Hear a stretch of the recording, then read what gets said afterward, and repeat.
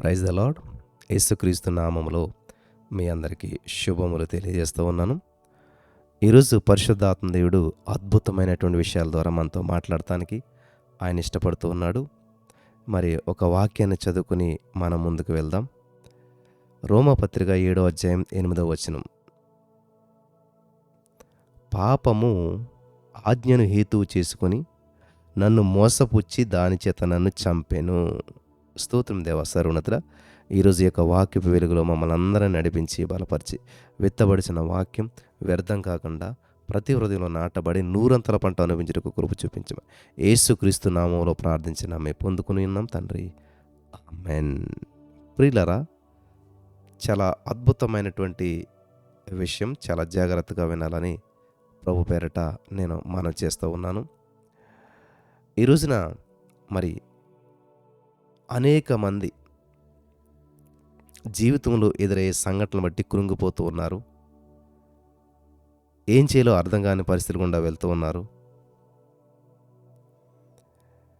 అనేక కారణాలు చెప్తూ ఉన్నారు, కృంగిపోతూ ఉన్నారు. ఒక సంఘటన మీతో పంచుకోవాలని చెప్పి ఆశపడుతున్నాను. సురేష్ ఎంతో ధనవంతుడు.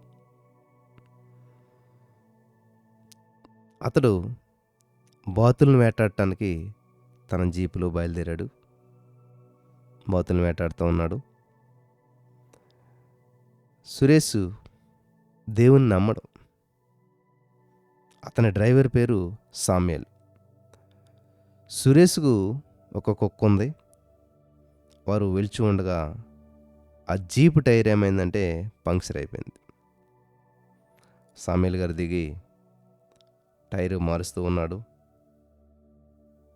రెంచి అతని చేతికి తగిలింది. వెంటనే సామ్యల్ అవుటాకి దేవుని బిడ్డ అయినప్పటికీ వెంటనే నోట్లోంచి బూతులు వచ్చేసాయి, కోపం తట్టుకోలేక. సురేష్, ఎందుకయ్యా రెంచిని తిడతావు? నీవే కదా దాంతో నీ చేతి పైన కొట్టుకున్నావు కదా అని అన్నాడు. సురేష్ ధనవంతుడు, కానీ దేవుని నమ్మడు. కానీ ఆయనకు ఆలోచన విధానం చూడండి.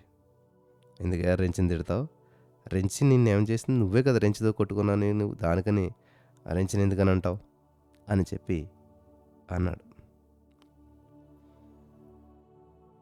తర్వాత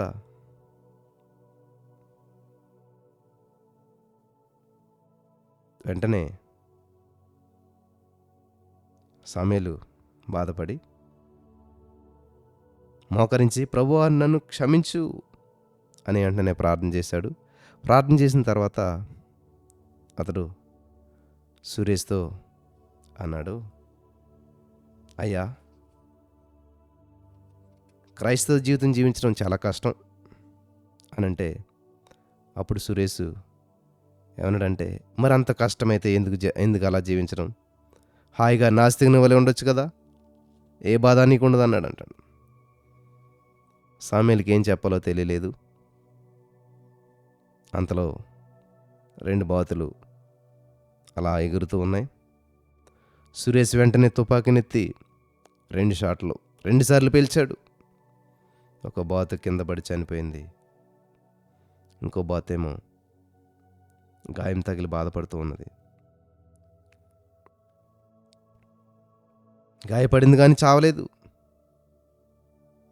అది తప్పించుకోవడానికి పరిగెడుతుంది. గాయంతో పరిగెడుతుంది, తప్పించుకోవడానికి పరిగెడుతుంది. సురేష్ వెంటనే తన కుక్కను పంపించి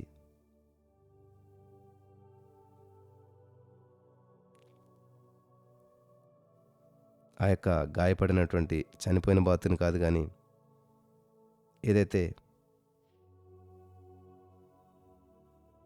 గాయపడి ఉన్నదో ఆ బాతును ఈ కుక్కకు చూపించి, బతికున్న బాతును చూపించి దాన్ని పట్టుకో అన్నాడు. కుక్క పరుగున పరిగెత్తి ఆ బాతుని పట్టుకుంది.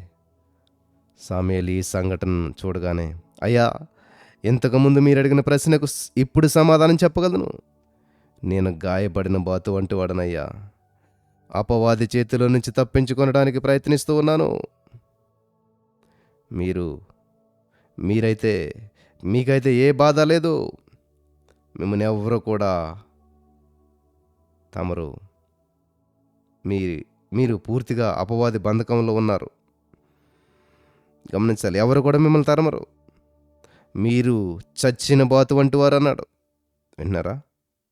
అయ్యా, నాకు ఇప్పుడు అర్థమైంది ఈ విషయం. ఇక్కడ 2 బాతులు కనిపిస్తున్నాయి కదా. ఒకటేమో కాల్చిన వెంటనే చనిపోయింది.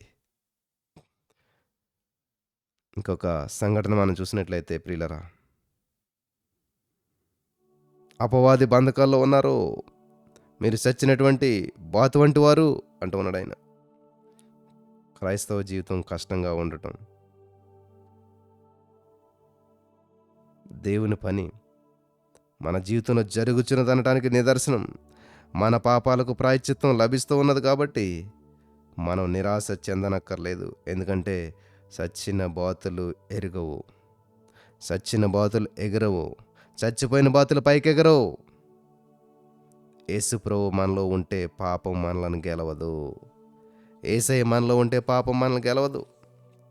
కాబట్టి ఈ రోజున చచ్చిన బాతు వలె ఉన్నారా? మరి దీని యొక్క ధ్యానం, వాక్యంలో ఉన్న అర్థాన్ని మీరు గ్రహించి చచ్చిన బాతులో కాకుండా గాయపడిన బాతు వలె పరుగులు తీస్తూ ప్రభు వైపు ప్రభువును మహింపరిచేవారుగా ఉండటానికి పరిశుద్ధాత్మ దేవుడు సహాయం చేసి నడిపించి బలపరచును గాక. ఆమేన్.